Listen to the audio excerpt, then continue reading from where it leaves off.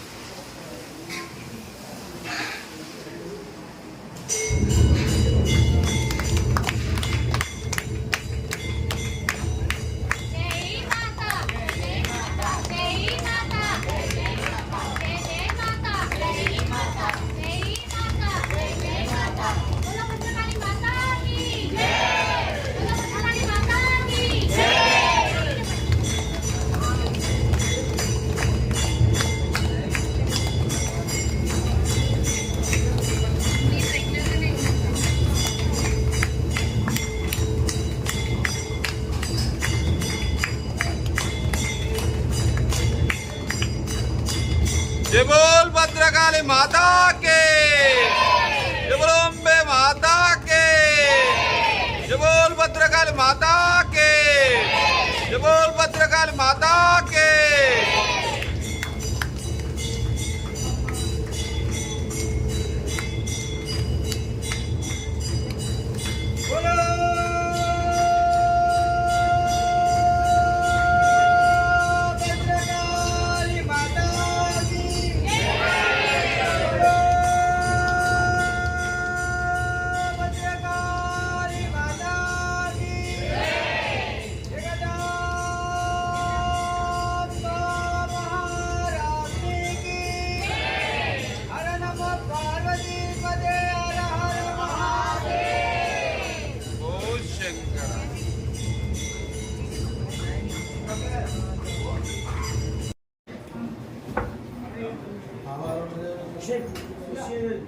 అయినా వాళ్ళు ముందు జరగండి, దయచేసి జరగండి, జరగండి, మీరు జరుగుతుంది సేటు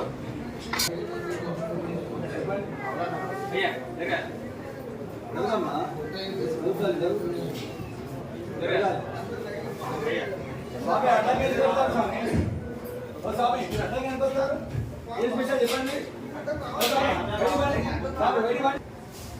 అడ్డా కొంచెం బంద్ చేయాలి.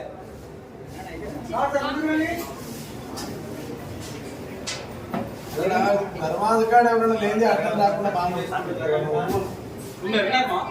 బయటకు అయ్యా జరగాలి.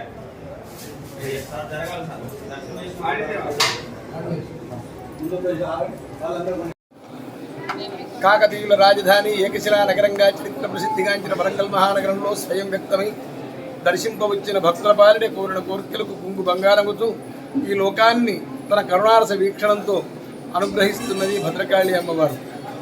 భద్రకాళి అమ్మవారికి ఈ రోజు నుంచి 9 రోజుల పాటు మన రేపటి నుంచి అనగా ఆశ్వయుశుద్ధ పాడ్యమి గురువారం నుండి మహానవమి అంటే 11వ తారీఖు వరకు 11 అక్టోబర్ 2024 వరకు 9 రోజుల పాటు అమ్మవారికి నవరాత్రి ఉత్సవాలు జరపబడతాయి.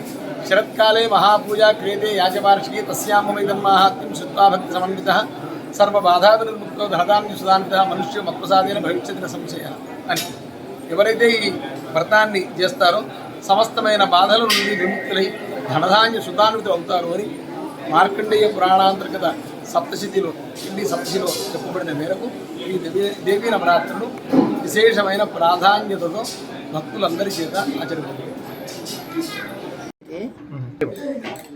వరంగల్ మహానగరంలో కాకతీయుల రాజధాని అయిన ఓరుగల్లు మహానగరంలో శ్రీ భద్రకాళి అమ్మవారి దేవస్థానంలో దేవి శరన్నవరాత్రి ఉత్సవాలు ప్రారంభం కాబోతున్నాయి. 3వ తేదీ నుండి 13వ తేదీ వరకు అక్టోబర్ నెలలో అమ్మవారి ఉత్సవాలతో మరి భద్రకాళి దేవాలయం నిత్య నూతనంగా అలంకరించబడుతోంది. భక్తులందరినీ కూడా ప్రేమగా రావాల్సిందిగా కోరుచున్నాము. మరి 3వ తారీఖు బాలా త్రిపుర సుందరి అలంకారంలో ఉంటారు అమ్మవారు. మరి 4వ తారీఖు అన్నపూర్ణాదేవి అలంకారంలో ఉంటారు. 5వ తారీఖు గాయత్రీదేవి అలంకారంలో ఉంటారు. మరి 6వ తారీఖు ఆదివారం మహాలక్ష్మి అలంకారంలో ఉంటారు. మరి 7వ తారీఖు లలిత త్రిపుర సుందరి అలంకారంలో ఉంటారు, రాజరాజేశ్వరి అలంకారం. మరి 8వ తారీఖు భవానీ మాత అలంకారంలో ఉంటారు. 9వ తారీఖు మూల నక్షత్రం నాడు సరస్వతి మాత అలంకారంలో ఉంటారు. మరి 10వ తారీఖు దుర్గాదేవి అలంకారంలో ఉంటారు. 11వ తారీఖు మహిషాసుర మర్దినిగా అమ్మవారు మనకు దర్శనమిస్తారు.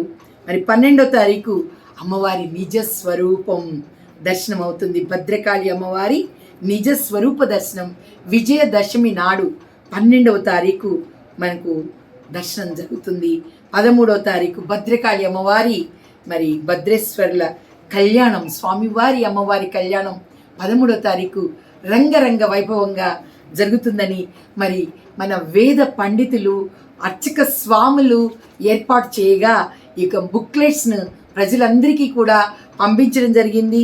మరి నాయకులకు, పెద్ద పెద్ద లీడర్స్కు, మరి మన యొక్క సీఎం గారికి, చీఫ్ మినిస్టర్ గారికి, శ్రీయుత రేవంత్ రెడ్డి గారికి, మరి అర్చక స్వాములు, ఎమ్మెల్యే గారు అందరూ కలిసి వెళ్ళి వారిని ఆహ్వానించడం జరిగింది.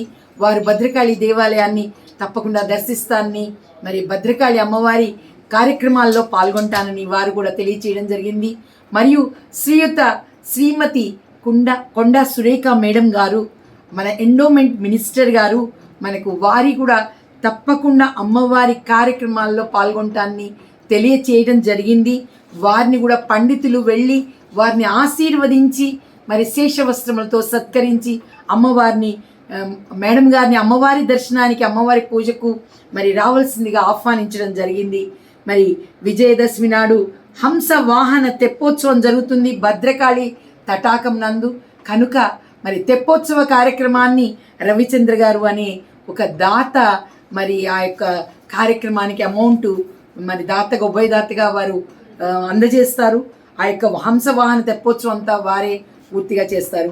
మన శ్రీయుత ఎమ్మెల్యే గారు ఈ కార్యక్రమాల్లో, ప్రతి కార్యక్రమంలో కూడా పాల్గొనటాన్ని, వారు కూడా కొంత అమౌంట్ను వారు దేవాలయానికి, అర్చక స్వాములకు అందించడం జరుగుతోంది. అదేవిధంగా ఇక్కడ చాలామంది భక్తుల పేర్లు కూడా మేము రాయడం జరిగింది. మరి ప్రతి ఒక్కరూ కూడా ఒక్కొక్క సేవలో, ఒక్కొక్క పూజా కార్యక్రమంలో, ఒక్కొక్క మరి యాగాల్లో, ఈ గణపతి హోమం కానీ మరి అన్ని రకాల హోమాలు ఉన్నాయి. ఈ అన్ని రకాల హోమాలు ప్రతి ఒక్కరు 3వ తారీఖు నుండి 12వ తారీఖు వరకు అన్ని హోమాలు జరుగుతాయి. కనుక అన్ని హోమాల్లో పాల్గొనడానికి మరి భక్తులు ముందుకొచ్చి వారు కూడా ఉభయదాతలుగా వ్యవహరించడం జరుగుతోంది. కనుక ప్రతి ఒక్క భక్తుల్ని కూడా అమ్మవారి దర్శనానికి, భద్రకాళి దేవస్థానానికి రావాల్సిందిగా కోరుచున్నాము. మరి అమ్మవారి ఆశీస్సులు పొందవలసిందిగా కోరుచున్నాము.